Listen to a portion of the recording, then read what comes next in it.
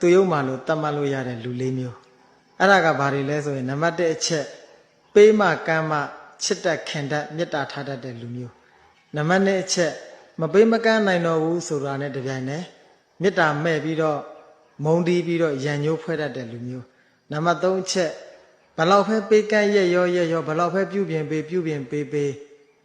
ကျေးဇူးမသိတဲ့အပြင်